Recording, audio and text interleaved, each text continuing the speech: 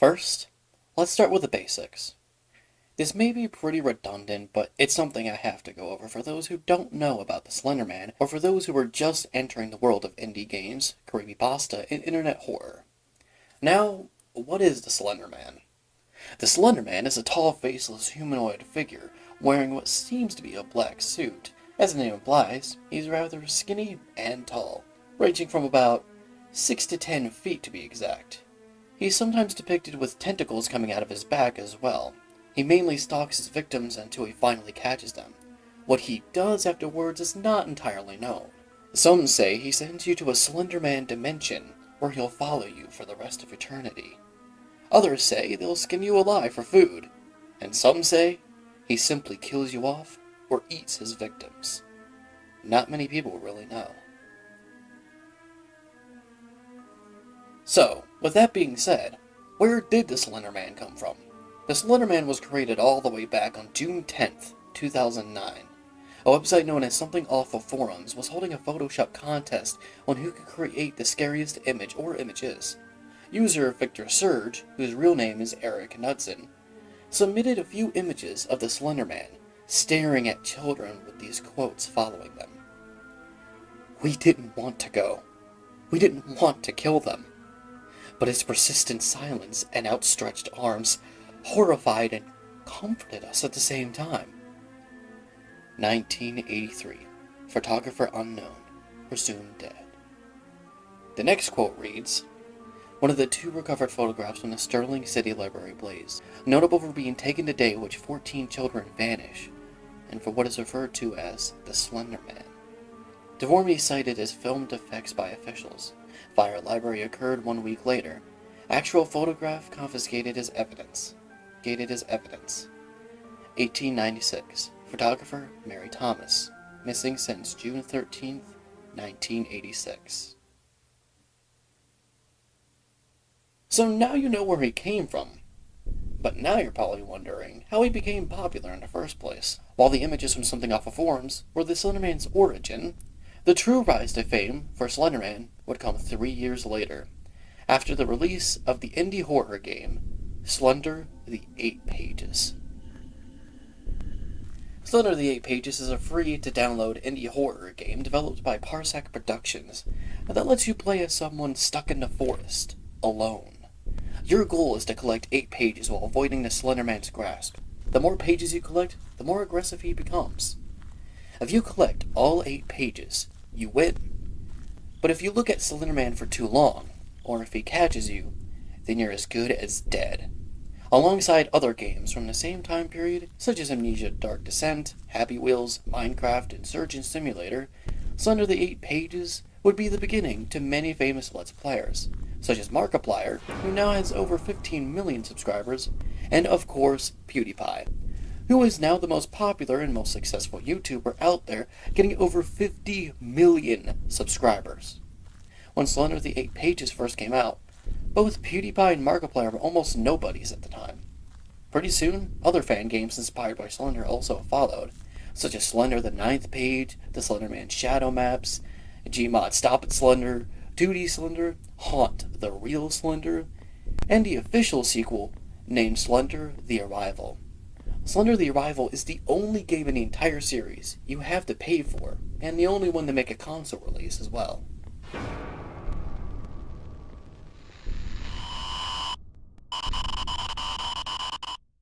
But his rise to popularity didn't stop there, as we would see him step into the world of video and film. The first example came merely 10 days after the Something Awful Forums post. Uploaded on June 20th, 2009, would be the first entry in what would be known as the Marble Hornet series, a found-footage-style series following a group of student filmmakers creating a project. But things start to get a little out of hand when people start acting strange, and of course, Slender Man appears. But in this series, he's not referred to as a Slender Man. No. Instead, he's referred to as the Operator. The series would go on for years until entry number 87, which was uploaded June 20th, 2014, exactly 5 years after the first entry was uploaded. A fan film was also uploaded to YouTube, Slender Man the Movie, would be released onto the site on February 20th, 2013. While many people prefer Marble Hornets over the fan film, it's still worth noting. Similar series to Marble Hornets would also follow, such as Caught Not Sleeping and Everyman Hybrid.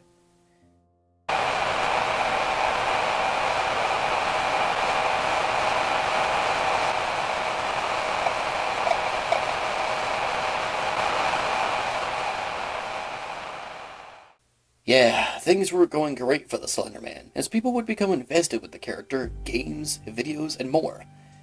But things got sour once. While I'm sure a lot of people are tired of hearing about this, it must be said. On May 31st, 2014, two 12-year-old girls in Waukesha, Wisconsin stabbed a 12-year-old classmate 9 times. Fortunately, the girls survived the attack. But why would these two girls do such a thing to their classmate?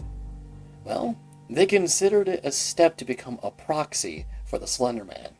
They also stated that they were afraid that the Slender Man would kill their families if they didn't attack their friend. Both were diagnosed with mental illnesses, and trials are still going on to this day. The creepypasta community felt awful for what happened, so they started a campaign called It's Creativity, Not Reality. Mr. Creepypasta and multiple other narrators held a 24-hour-long live stream on June 13th to raise money for those who were affected by the attack. In the wake of the Wisconsin tragedy, we of the creepypasta community would like to reach out to the victim's family by doing more than taking pictures and using hashtags. So those girls are trying to become something called proxies? Well, now the question is, what the hell is a proxy? Well, a proxy is a being who serves the Slender Man. At one point, they were normal humans who lived their own lives, until they were followed by the Slender Man. The Slender Man then suppresses their memories, so they could become mindless puppets on strings to him. There aren't too many well-known examples of this, with the only exceptions being some from Marble Hornets and Kate from Slender the Arrival, who, unlike the Slender Man, actually chases after you and tackles you to the ground. Alright, let's say you see the Slender Man in the distance, and he sees you. You're now being followed by him. And the only worry you have is what happens to you when he gets you. Well, that shouldn't be your only worry, because something happens to your body when you're being followed by the Slender Man. Something known as slender sickness. Much like every illness, there are many symptoms that come with the slender sickness. These include nausea, paranoia, vomiting, extreme exhaustion, coughing fits, and even coughing up blood. This has been shown in a few of the Slender-based series such as Marble Hornets, Tribe 12, and Everyman Hybrid. One of the theories that revolve around the Slender sickness is that it may not be just caused by the Slender Man, but also Sigma radiation. So now you're being followed by the Slender Man and are experiencing slender sickness. Look behind to see him, but he's not standing there. No, he's walking. Contrary to popular belief, the Slender Man can and will indeed walk towards some of his victims. He will also teleport closer or farther away to them, or in any other direction to toy with his prey. This is referred to as slender walking within the community and mythos. Depictions of slender walking can be seen in Everyman Hybrid, Tribe 12, and M.O. Anderson Zero ARGs. But Slender Man isn't the only one with this disappearing act, as some proxies could also adapt this ability as well. However, I say some for a reason, since it's much harder for them to perform the walk. Taking a break from all that, let's talk about the impact Slender Man had on the media with references and cameo appearances. Let's talk about the obvious one first, being the Enderman from Minecraft, the equivalent to the Slender Man. Notch, when he was still involved with Minecraft, implemented this creature into the game, in which fans immediately noted the similarities between the two. There are other references and cameo appearances, though, such as in the 2013 Lost Girl episode, Subterranean, I believe it's pronounced, I apologize if I pronounce it wrong. Slender Man was said to be the basis for the Pied Piper legend. In the 2014 episode of My Little Pony, Friendship is Magic, called Pinky Apple Pie, a pony version of the Slender Man can briefly be seen. In the regular show episode Exit 9B, we can see Skips' house covered in similar symbols to the Slender Man's, being classic X within a circle. The TV series Supernatural also parodied Slender Man with their own monster, called The Thin Man. In 2016, the punk band Haunted Garage released an EP entitled Slender Man and Other Strange Tales, featuring a song based on the character in the 2014 stabbing case. Speaking of the stabbing case, it apparently also inspired an episode of Law & Order Special Victims Unit, but instead of Slender Man, we have the Glass Glow Man.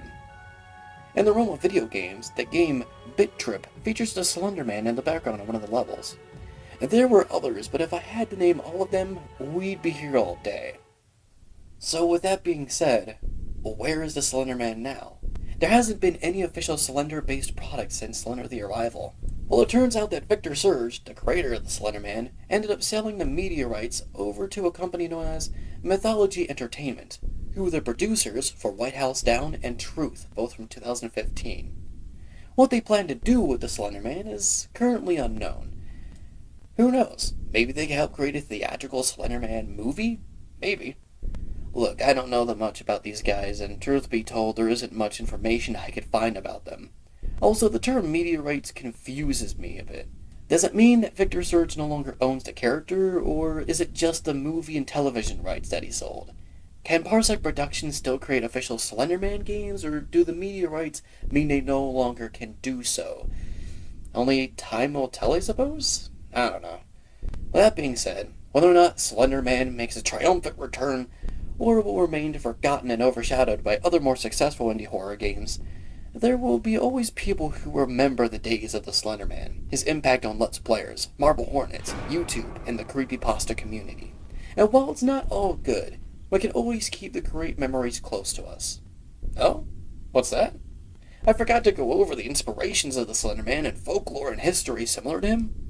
Well, we'll just have to go over that another day. Thank you for spending the night at Hotel Room 103.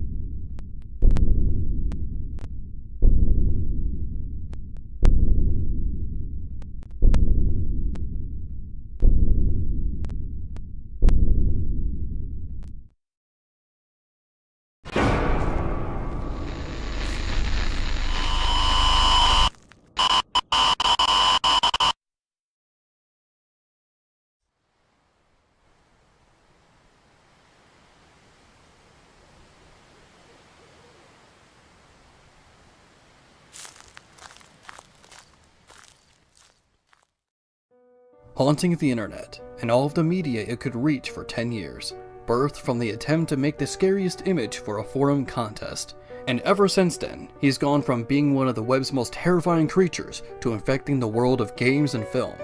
This is the Slender Man. As the name implies, he's a skinny and tall humanoid creature, typically reaching from about 6 to 10 feet tall, and in some extreme cases, even more than that. He may seem rather sophisticated with his pitch black suit, but if you look just a bit higher, you'll see the defining feature of this horrid monster, or lack thereof. The Slender Man doesn't have a face.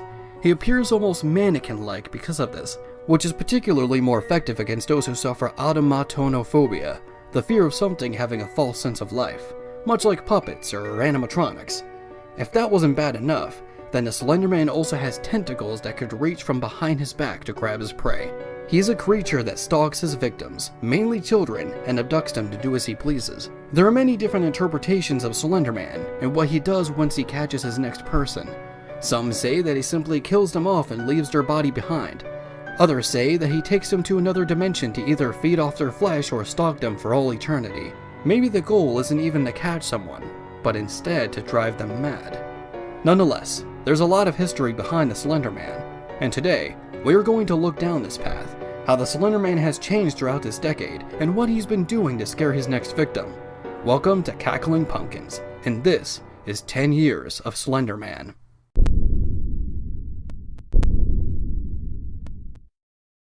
It's 2009, and the website Something Awful Forums is holding a contest for its users to create paranormal sightings using software like Photoshop to bring their horror to life. On June 10th, 2009, the user Victor Surge, real name Eric Knudsen, uploaded 2 different images, both of the Slender Man's first appearance. Both of these images also had their own little fake newspaper articles to go alongside them. One featured the Slender Man behind a group of kids walking towards the camera. "We didn't want to go. We didn't want to kill them. But its persistent silence and outstretched arms horrified and comforted us at the same time." The other is where he can be seen in a playground hiding in the shadows of a tree with a pack of 4 kids surrounding him. One of 2 recorded photographs of the Sterling City Library blaze, notable for being taken the day which 14 children vanish and for what is referred to as the Slender Man. Deformities cited as film defects by official. Fire at library occurred 1 week later. Actual photograph confiscated as evidence.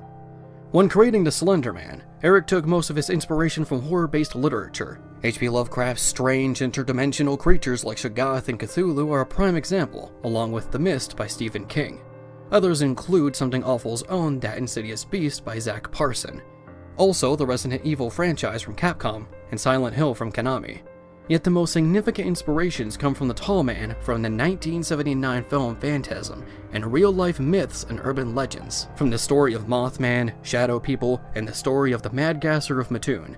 The Mad Gasser of Mattoon is a person who many people theorize was responsible for several gas attacks in Mattoon, Illinois, taking place during the 1940s. But this was written off as mass hysteria, which could explain the connection to Slender Man. After the Something Awful post was made, the Slender Man took off as the internet's new horror monster. Though he was only known by word of mouth, which could explain the several different interpretations of Slender Man throughout the internet's history with the monster, it didn't take long for Slender Man to become more recognizable as one web series would stand above the rest. A web series that is still beloved by many and also passed its 10-year anniversary.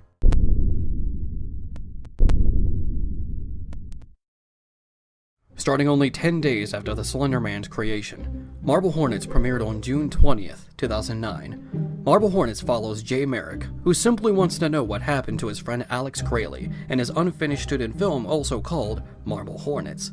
The student film halted production and Alex stopped communicating with those around him like Jay, only to start sending videotapes to his friend. This kicks off a found footage mystery from Jay's perspective as he and the audience are attempting to put the pieces together while avoiding the operator. The operator is basically this series' interpretation of Slender Man, and was the origin of some of the monster's most famous aspects, such as proxies. A proxy is a person who loses their free will, and essentially becomes a puppet to both the operator and the Slender Man. And also, Slender Sickness, or simply put as, the sickness. If someone is within Slender's range for an extended period of time, then they may be affected by symptoms of nosebleeds, fatigue, fevers, vomiting, exhaustion, coughing up blood, and other symptoms that are comparable to being exposed to radiation. Marble Hornets went on for 5 years until ending on June 20th, 2014, the series' 5-year anniversary. Marble Hornets was a fantastic web series that has inspired dozens of others that came after. There were also other horror web series similar to Marble Hornets that came around the same time, though I would say that these series are only similar in the found footage and Slender aspects, while also being different in every other way. These include Everyman Hybrid, coming in March of 2010. This web series follows 3 friends by the names of Vince, Jeff, and Evan, as they try to create fitness videos but find themselves interrupted by creatures like the Slender Man and also another famous internet horror monster called the Rake. Caught Not Sleeping in March 2011, following an unnamed individual at which viewers call Caught. Caught is going through exhaustion during the day, despite having a healthy amount of sleep. He begins being referenced by a YouTube user by the name of Royvas Seville, and begins to believe that he is being followed by the Slender Man. The series shows his descension into madness as his mood changes wildly throughout the series.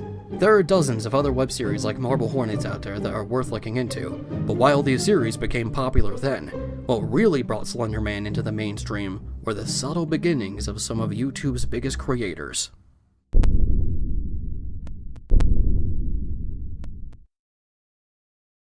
On June 26, 2012, the Slender Man had officially entered the gaming world with Slender, the 8 Pages. Slender the 8 Pages is a free-to-download game developed by Parsec Productions. The goal of the game is simple. Walk around the forest in the middle of the night and collect 8 pages that are randomly generated between 10 distinct landmarks. As you collect each page, the Slender Man will begin following you more and more, as he becomes more sporadic and violent in his movement. One of the biggest scare factors of this game is its sound design. Every time you collect a page, a loud thumping noise can be heard, as it raises in volume with the more notes you collect. The Slender Man can only kill you if you're either too close or look at him for too long. A very basic yet just as effective premise. So effective that the game became the first big horror indie game to become this popular, as others would follow from behind, like Five Nights at Freddy's, Bendy and the Ink Machine, and Baldi's Basics in Education and Learning. So how did this game become so popular? Well, let's just say that the Slender Man got some help from a certain group of people as he would return the favor. YouTube is a video uploading site that opened on February 14th, 2005. For several years, its algorithm was originally different from what it is now. For those who don't know, the algorithm is what determines which videos get in the front page or in the recommended section. Originally, the algorithm was simply based on views. It didn't matter how long your video was, what it was about, or who made it. If it got views, it most likely got in the front page. This was until March 2012. YouTube wanted to keep viewers engaged on their site for a longer period of time. So, the algorithm was changed from views to minutes watched. This system would specifically cater to people who made longer videos in a shorter period of time. While this made people like animators, skit creators, and indie directors overshadowed, it also allowed for vloggers, makeup artists, and Let's Players to essentially take over. The Let's Play community was the first attempt to combat the algorithmic changes. As the algorithm changed on March 2012, and Slender the 8 Pages came out in June 2012, it almost felt like fate that Slender Man would benefit from both. Countless Let's Players such as Markiplier, The Gaming Lemon, and PewDiePie would record their reactions playing this haunting experience. I'd like you to keep in mind, this is long before any of these creators would even get their first million subscribers. They were essentially nobodies back then. But the pieces were in the right place for them, and several to kick off their future careers, as they also coincidentally were spreading the Slender Man to an even bigger audience. But they wouldn't be the only ones who would help spread Slender Man around. But they were the loudest, as there was a quieter group that focus was to scare you rather than cause laughter.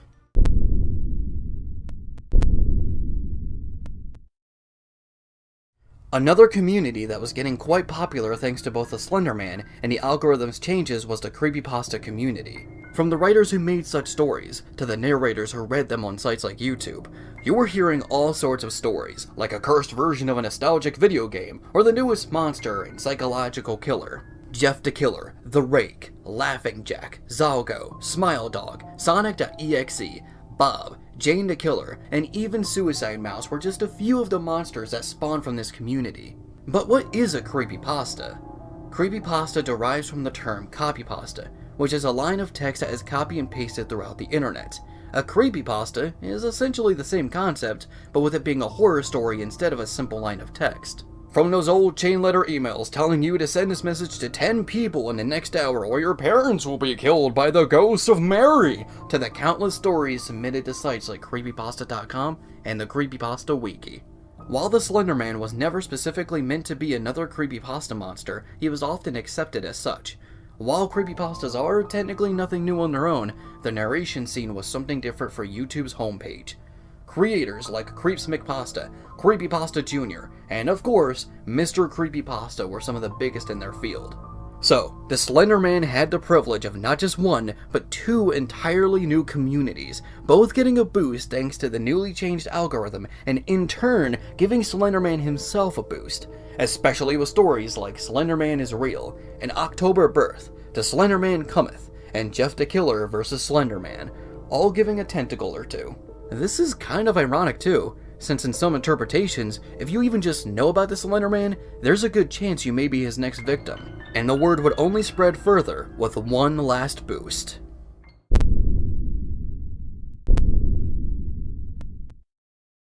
On March 26, 2013, Parsec Productions worked with Blue Isle Studios to create an official sequel to Slender the 8 Pages.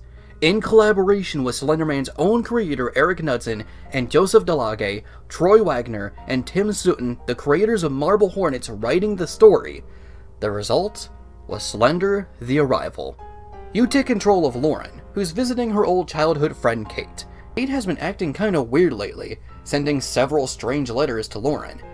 Once arriving at Kate's house, she finds the door ajar and quickly gets forced into a horrific trail where she's hunted down by a masked figure called the Chaser, who is believed to be Kate turned into a proxy, and of course, the Slender Man. With each location, you have to perform some type of task that forces you to move around said location with the Slender Man always right behind you, from collecting pages much like in the original game, to activating machines in a factory, and running through a forest fire as an enraged Slender Man appears before you. The game was given decent scores, but nothing too great. GameSpot gave it an 8.5 out of 10, IGN gave it a 6.5 out of 10, and Game Trailers gave it a 6.1 out of 10. After the original release on PC and Mac, the game was later ported to several home consoles for the next coming years. These consoles being the Xbox 360 on September 23rd, 2014, the PlayStation 3 on September 24th, 2014, the PlayStation 4 on March 24th, 2015, the Xbox One on March 25th, 2015, the Wii U on October 22nd, 2015, and as hard as it may be to believe, the most recent release was on June 20th, 2019 for the Nintendo Switch. The Switch release technically being the first handheld version of Slender the Arrival due to the Switch's unique hybrid function. However, Slender Man the Arrival was the last positive thing to happen to the Slender Man, as things would start going downhill for the next coming years. And I'm pretty sure you already know where we're heading next.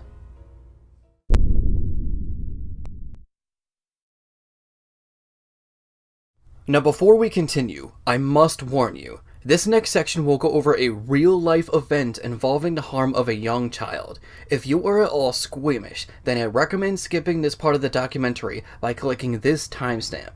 But if you can handle it, or know what's coming, then let's go over the event that changed everything. What is simply known as the Slender Man stabbing. It started when two 12-year-old girls by the names of Anissa E. Ware and Morgan E. Geiser discovered the internet monster. After learning about the creature, these girls had started to believe that not only is the Slender Man real, but he was after them and their families as well. But they believed if they were to sacrifice someone to him, then the Slender Man would leave their loved ones alone. Despite the fact that there is little to no media or mythos that depict the Slender Man taking sacrifices, with the only exceptions being a few fan-made indie films and stories that have no correlation to official material and those behind said material. Nonetheless, Anissa and Morgan found classmate Peyton Leutner. Their original plan was to duct tape her mouth shut and slit her throat on May 30th, 2014. This did not happen as the girls felt Peyton needed one more day to live. Another sick idea was to stab her in the bathroom of a local park, as her blood would go down the drain of the floor. What happened instead was on May 31st, 2014, the two girls lured Peyton into the forest with a game of hide and seek. When she was least expecting it, Peyton was knocked down and held to the ground as she was stabbed up to 19 times with a 5-inch long kitchen knife. The girls fled the scene as their victim crawled out of the forest, where she was found by Greg Steinberg, who was riding his bike through the neighborhood. Not too long after, both Anissa and Morgan were arrested by Interstate 94, and the weapon used was also found with the girls. Peyton was hospitalized, but thankfully made it out okay, leaving the hospital only 1 week later, as she would return to school fall of that same year. Anissa and Morgan, however, they would spend the next 3 years of their lives in court, as in 2017, both girls would plead guilty to second-degree homicide, yet the judge would find them not guilty for reasons of mental disease or defect. They were sentenced to a state psychiatric institute. Anissa for 25 years to life, including the 3 years on trial, as Morgan would get the maximum of 40 years to life. But in 2018, Anissa would then be sentenced 40 years to be under mental health facility supervision. Right after the stabbings, many involved with Slender Man-based material and the creepypasta community shared their condolences. Mr. Creepypasta even started a charity livestream featuring other creepypasta creators with the intent of raising money for the family of the stabbing's victim. Doing it under the slogan, "Stand for creativity, not reality," showing how fiction is nothing more than just that. Stories and monsters shouldn't be seen as real apparitions just because they're documented on the internet. I don't want to stay on this topic for too long considering its depressing subject matter, so I'll just end it with this. I do not believe that the character Slender Man is to blame for this attack. I personally believe that this event would have happened anyway, even if the Slender Man never existed. It has less to do with the creature itself, and more how people perceive the material they consume on the internet. It's important to tell people, especially young kids, that not everything you see online is real, or something that should be taken that seriously. But, let's move on to what comes next. I gotta warn you though, the road is going to get a little bumpy.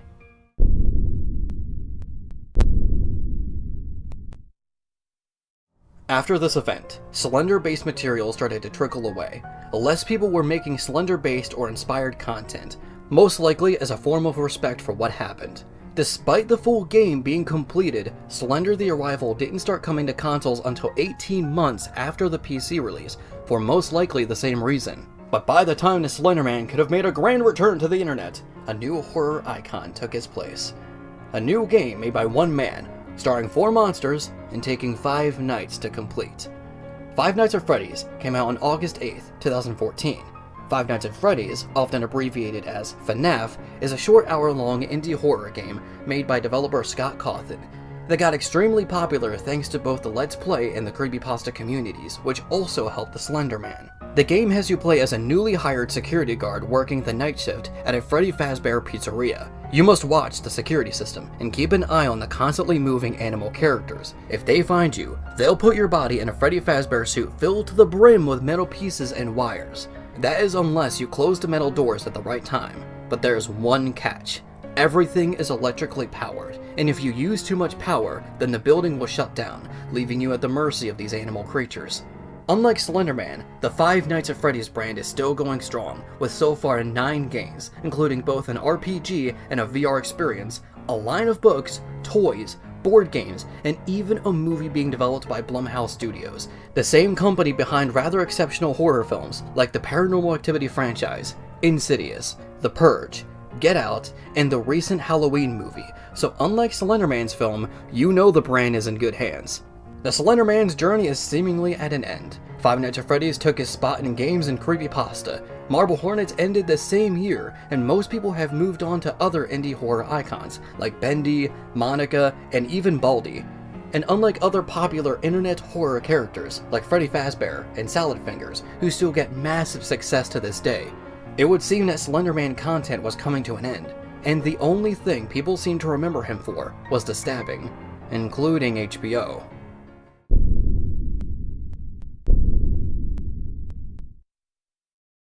On March 11th, 2016, director Irene Taylor Brodsky worked with HBO Films to create a 2-hour-long documentary called Beware the Slender Man. But despite the title of the documentary being clearly in reference to Slender Man, the film itself had little to nothing to do with the monster, but more the 2014 stabbings. This, of course, brought in controversy, due to the film's title misleading the viewer, and basically telling the audience that this is all the character should be known for. It has also run into recent controversy for using paintings and music of other content creators without their permission, such as a painting by Joel Coleman, called "No One Can Enter the Lord's House Except as a Child."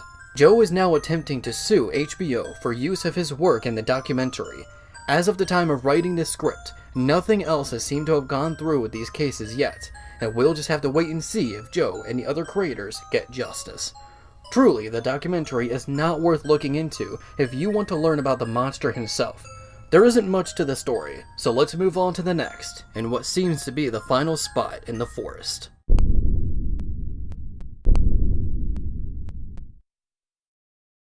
On May 2016, production started on what would eventually be known as the Slender Man movie, releasing on August 10th, 2018.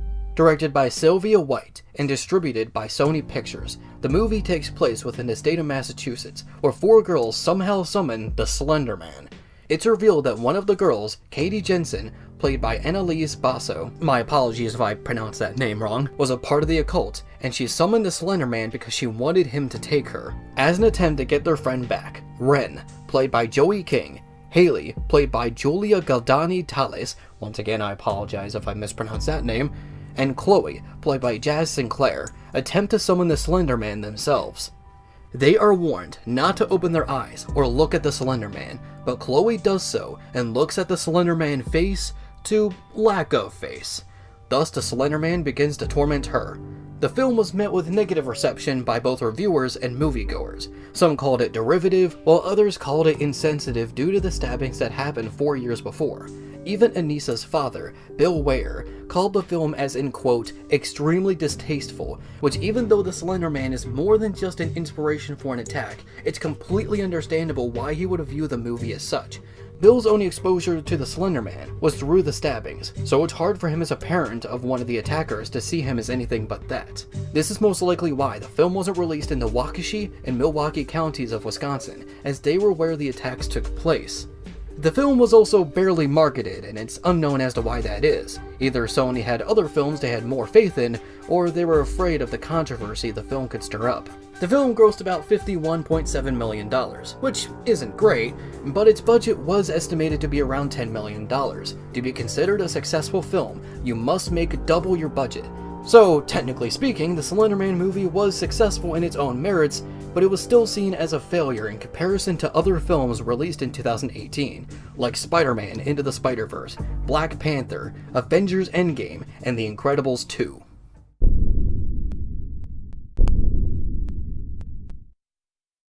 The movie, and the Switch release of Slender the Arrival, was the last thing we've seen of the Slender Man, and so far it doesn't seem like anything is coming for the monster anytime soon. The Slender Man seems to be very well dead in the eyes of many. But is this really the end? Is the Slender Man's fate really just to be a forgotten trend and an inspiration for an attempt of murder? It's possible, but it's also possible that things could change for the character and brand. Many of those within the horror community, including myself, are still passionate about the character and the stories he could tell. Maybe the right creator will come in and use the Slender Man to make something that could really make people wow and change their perspective of the character. Maybe he could be the next killer in Dead by Daylight. Maybe Netflix could adopt the character in some way. Maybe a new Slender game could come out that changes the formula to be something truly amazing. All we can do is wait and watch the forest for anything, and maybe, just maybe, we might see a page and want to go out and investigate. I surely hope that this won't be the end for the Slender Man.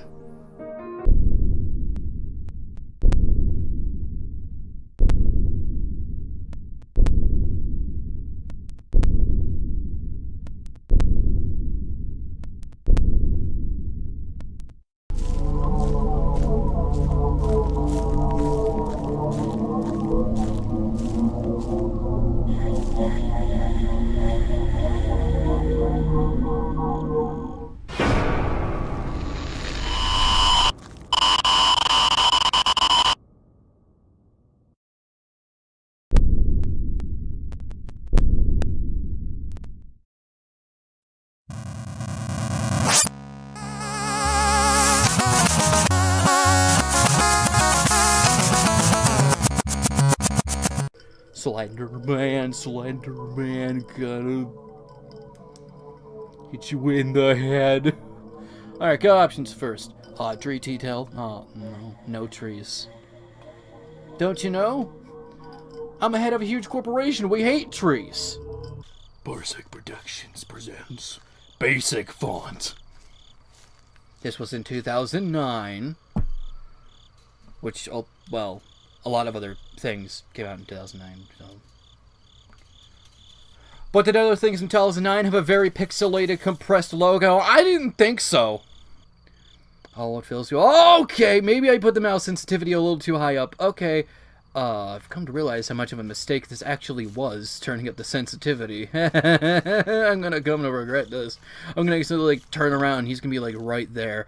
Oh, fuck, what? Where am I? Okay, we're good. We're perfectly fine. I'm gonna lose this one, I know I am. I just tried to raise the sensitivity, make it a little easier. What happens? I fucked up. I just plain out fucked up. I'll bring it back down after I die, which I guarantee you I will.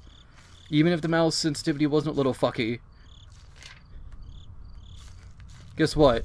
I've never beat this game once before in my life, and ever since I first started playing it back in 2012. It's not even that hard of a game. I was like, oh, it's so easy. Oh, why don't you fucking do it then? I did. Oh. Well, isn't there just egg on my face? Look at that. Look at this. Always watches, no eyes. That's kind of counterproductive there, sir. What's weird about this model of Slender Man in this game, he looks like he's made out of Play-Doh, for one. But also he has, like, slits in his face that look like he has a face. Like, he has, like, weird slits where the eyes and mouth should be. I don't know if that's intentional or they just fucked up the model somehow. No offense to the people who made this game, even though it's like 10 years old. I'm pretty sure they don't even give a fuck anymore. I'm just gonna say it right now. I think the model for Slender Man in this game is a little goofy. But hey, I've never done any 3D modeling. I've done modeling, but not the 3D type. Alright, this is where I'm gonna fuck up. I should have came here first. I'm gonna regret this. This is the part everyone hates, all for the same reason.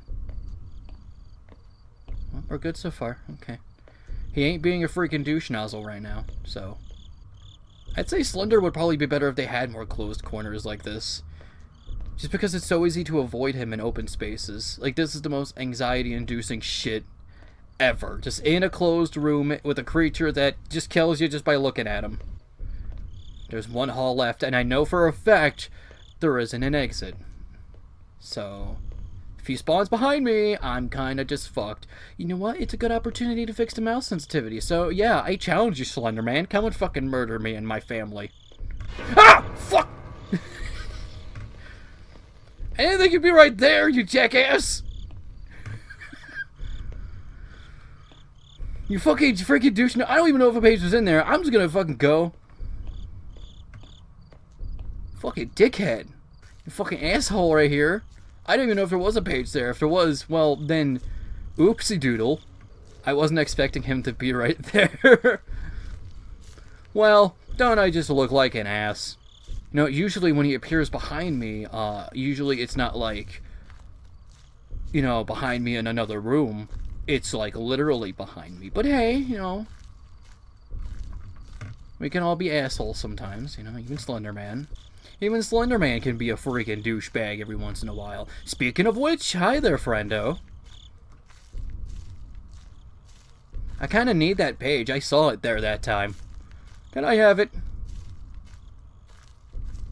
Can I have it, please? It's very important to me, you see. It's very important. It's very important. Thank you. You're very sweet. Look at that, already halfway through. Maybe this mouse sensitivity isn't such a bad thing after all. I didn't get to check this room. I'm willing to take that risk. Take one for the team. Alright. Good news, he ain't a douchebag. Ain't that fan-freaking-tastic? I heard someone actually found, made a map of, like, oh, here's all the locations, here's a route you should go to not run into him. Look, I'm sorry, there are just some things that are just unavoidable in this game. He will literally just appear right behind you, and if you make, like, the tiniest little adjustment, it counts as a death, right? You may have the map.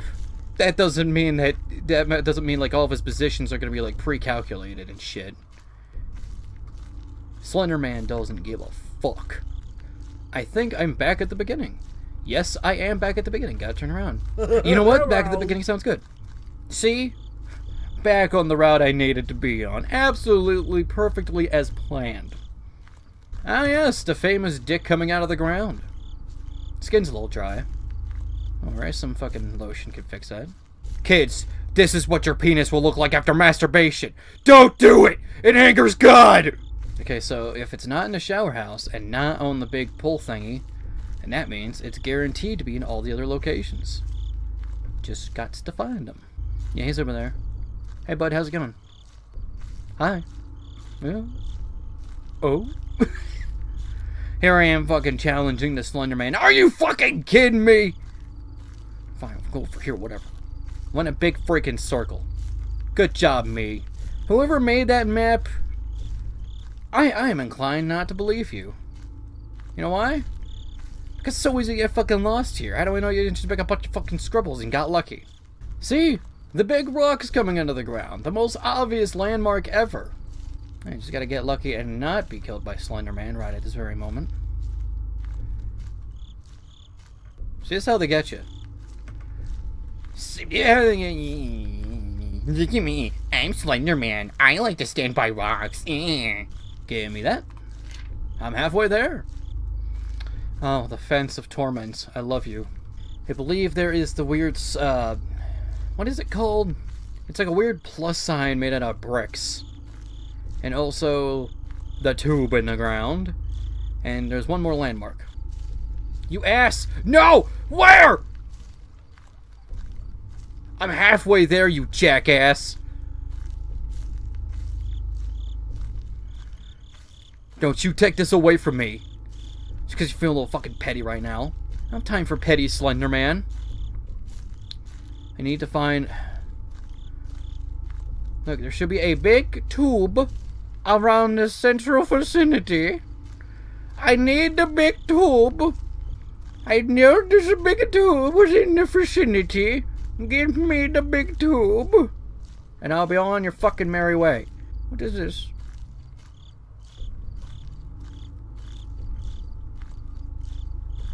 What? What? No. What? What happened? My flashlight's dead. No! No, no, no, no!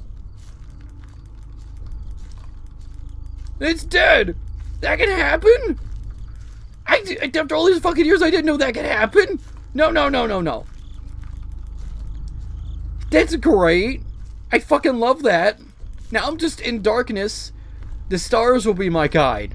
Find the North Star. That means you're going north. Is this north? Place I've been to a million fucking times already? Well, I guess I'm just in darkness now. That is great. That is fun. Fan-freaking-tastic. Well, Slender Man, you kind of caught me at a bad time. I don't even know where I am. I found the tube without the flashlight. Goodie for me. Now, can I at least find the page? I know for a fact there's one in here. There wasn't in 2 of the other landmarks, and there's a total of 10, and there's 8 pages. So that means, mathematically speaking, and I say that as if I know what I'm talking about, there has to be one here. I just can't find it without the freaking flashlight. I'm gonna look around this fucking tube again. I have to. It is here. It is. Objective fact, it is. On Snopes. I can't see anything! Why'd the music get worse? Is it just because I'm taking too damn long? Well, I'm sorry. I'd be getting done much faster if I had my lightsy poos. It ain't coming back. The light's not coming back. It's just gone forever, I guess. Well, I ain't giving up. If you want me to give up, you're gonna have to kill me. Please don't. Ah! God, turn me around! You fucking ass! You dipshit! Fuck, I got halfway there, too. I got halfway there. Slender Man Mythos. Let's read the YouTube series. You mean Marble Hornets? Yeah, you know, how about I just turn off the flashlight? You know, considering it could just die on me. I didn't even know that could happen. Credits. Thank you. You could have just made this whole page and have a back button, but hey, thank you for the presentation. Very cinematic. Even more powerful than The Last of Us. Was that a joke? Yes if we're talking about the first The Last of Us, no if we're talking about the second. You learn something new every day, even for a game with the most basic concept. The flashlight could fucking die and send you into darkness, and Slender Man could just turn you around because he's a prick. And apparently now he's riding a motorcycle, you hear that? Him and his fucking motorcycle gang. Well, alright then.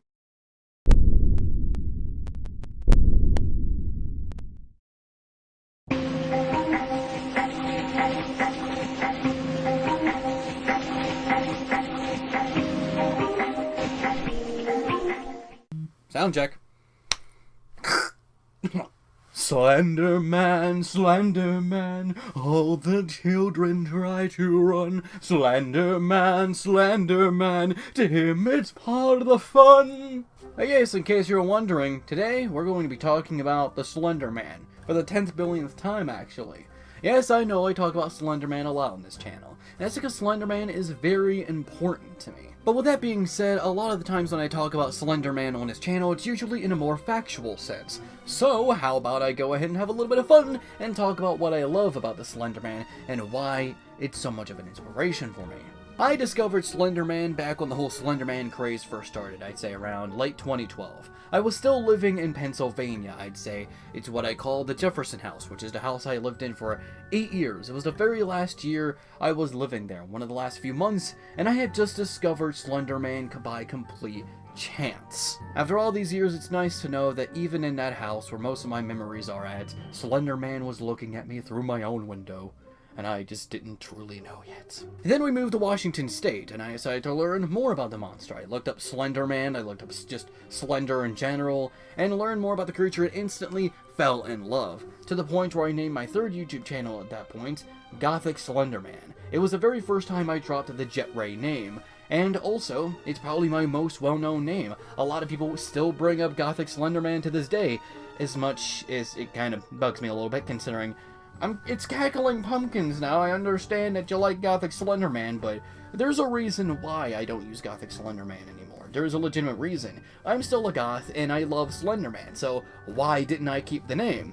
Simple thing is, Slender Man is a copyrighted character who is not my own. He belongs to another person named Victor Surge, or, well, at least his real name is Eric Knudsen. Victor Surge is his name on something awful forums where Slender Man was created. So yeah, Slender Man is not my own character, and I want people to know me for my own creations, so I wanted to drop the Slender Man name from my title, just so I could be more me. Just so people would know me for my own creations and not just mooging off someone else's. I just didn't feel comfortable with that. And back when Slender Man was really big, like late 2012 and some of 2013, I believe it was a turning point for the internet, and the horror community on the internet in general. I feel as if the horror community would not be the same if it wasn't for Slender Man and the whole Slender Man craze that came during that point in time. I want you to think about this. In late 2012, when Slender Man started to become popular because of that 2009 post that Eric Knudsen made on Something Awful forums, I want you to also think about something. In 2012, what also became popular? Let's Players. And why was that?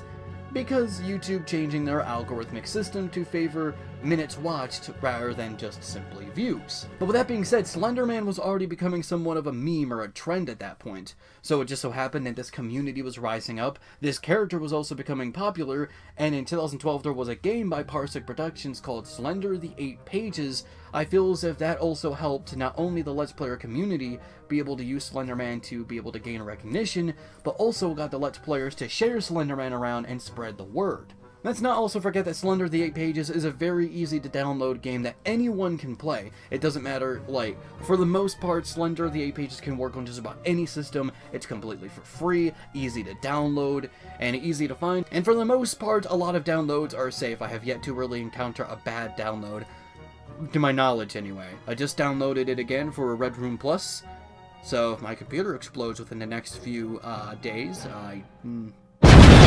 Around the same point in time, the creepypasta community was getting recognition as well thanks to creepypasta narrations and people looking up more about the Slender Man and connecting Slender Man to creepypasta in general. I feel as if Slender Man also boosted the creepypasta reader or narration community and the horror community on YouTube, and it also inspired a lot of indie game developers to look at Slender the 8 Pages and eventually Slender the Arrival and take the mechanic to either make their own Slender games, Slender-like games, or they take something like a famous character and turn them into a Slender Man monster like Poke Slender, or Slendy Tubbies or SpongeBob Slendy Pants, and also to create their own original monsters and using a similar formula. The very simple and sweet formula of running around collecting a set number of a certain object and avoiding a monster. It's a very simple yet basic and easy to understand concept, and I feel as if with all those things happening at the same time, if Slender Man didn't exist, I'm not sure exactly what would happen. Who knows, maybe Amnesia the Dark Descent could have taken that helm, because Amnesia the Dark Descent was very popular at that point in time. Maybe it could have been SCP Containment Breach, that was also popular at the time, and I would say it still kind of is. But it's hard to really say for sure. But with that being said, I feel as if Slender Man's future could have had a lot more to it if it wasn't for one thing, and I hope this doesn't make me sound shallow. I feel as if Slender Man could have been sort of like one of those Halloween monsters, you know, like werewolves, vampires, zombies, and so on. What these things have in common is that they're very adaptive, and they're never just one thing. Take zombies, for example. Back then, zombies used to be legitimate dead people who crawled out of their graves because there's not enough room in hell, and they always went around slowly being like brains and so on, clawing at people because of some demonic thing. And they've also changed over the years. They've become more like a failed experiment. Chemicals made them like this. They're much faster, more vicious, more like... Oh god. The basic concept is still the same. A number of dead people coming back to life to harm the living. Werewolves are kind of the same way, just a guy who turns into a wolf at night. That's the only rule that you really need to follow. You can take these monsters towards any route that you want as long as you follow the most basic rule. And I feel as if Slender Man could have been like that. Now, I feel as if the only rules that you really needed to follow were keep his appearance. He's tall, slender, doesn't have a face, and is known for wearing a suit. And also he hunts people down and takes them... Well, actually, no one really knows, actually. There is some canon out there that like says, oh, he either kills them or eats them or sends them to another dimension, but that's what I mean. He is literally a blank slate, and I'm not saying that because of his blank face. That's an easy to make joke. Get that out of your head now. We need to be a little more original than that. I feel as if that if you just follow the rules of his physical appearance and him following people, you could have taken him towards any route whatsoever. What does he do when he kidnaps a person? Sends them to hell, sends them to another dimension, eats them, kills them, or uses them to taunt people, turn them into proxies, and so on. How does he taunt them? Or how does he follow them? He makes them sick. He gets closer slowly. He drives them to madness. Or maybe he does some kind of psychology thing, brings them, has them willingly walk to him. But with that being said, I understand why things are the way they are. The creator of Slender Man is still alive, unlike the people who ended up coming up with the concept of zombies, Dracula, and mummies, and Frankenstein, and so on. Most of those people have been long gone. Oh boy. The creator of Slender Man is still alive and kicking. Eric Knudsen is still alive, and it is his character. It's his choice what happens to the character that he created. If he wants to go ahead and make it more like an open-use character, that's his choice, but if he doesn't want to, that is completely understandable. I am not at all saying that he should feel inclined to do that. In fact, I am very protective of my characters. I wouldn't want anyone to do stuff without my permission or my consent when it came to any of the characters I created. I just feel as if that with Slender Man, he could have easily been this blank slate and been like a modern Halloween monster in that regard. Once again, I'm not trying to be like, oh, he should totally do that. No. Trust me, I respect the fact that he created Slender Man. I hope people don't take that the wrong way. I really feel like they will. But with that being said, I better move on to the next part before people go ahead and being like, oh, you expect Eric Knudsen to do this? No! But with that being said, how did Slender Man help me? Well, it's very simple. Slender Man got me into horror. When I was little, before I became, like, let's say 16 in 2012, I was a little piss baby when it came to horror. I ran out of a showing of The Conjuring in my Hanover movie theater.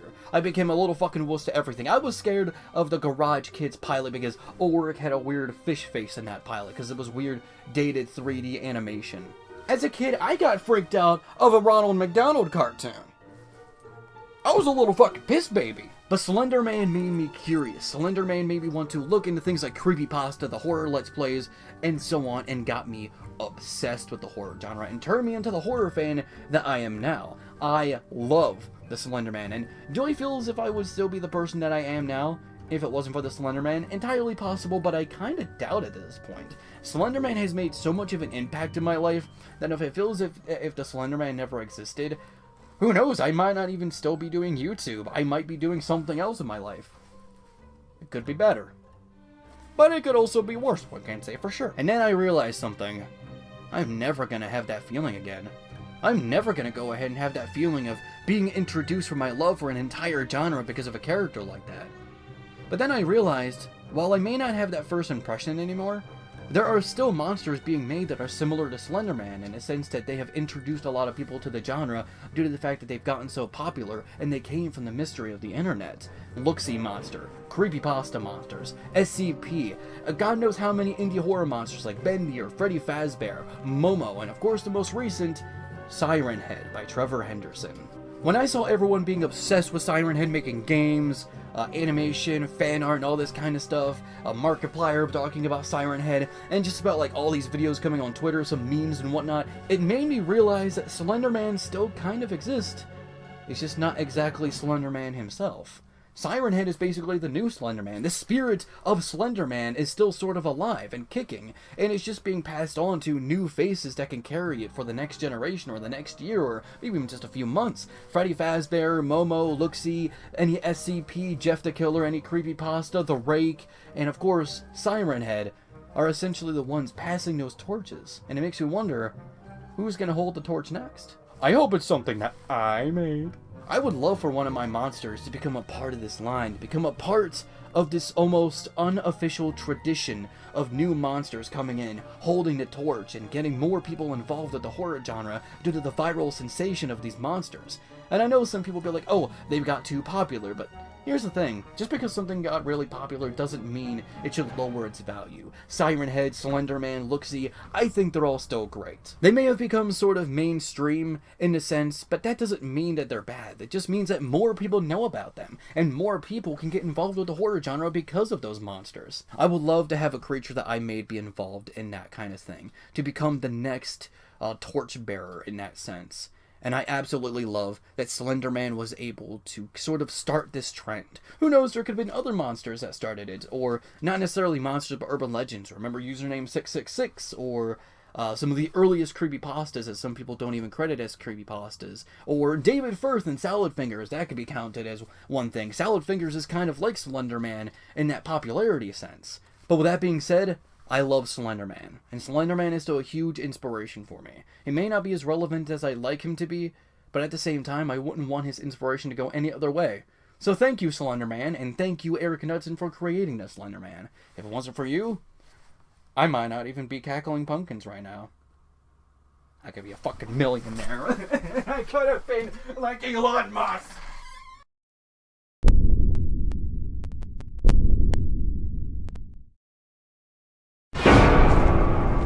SLENDERMAN wins!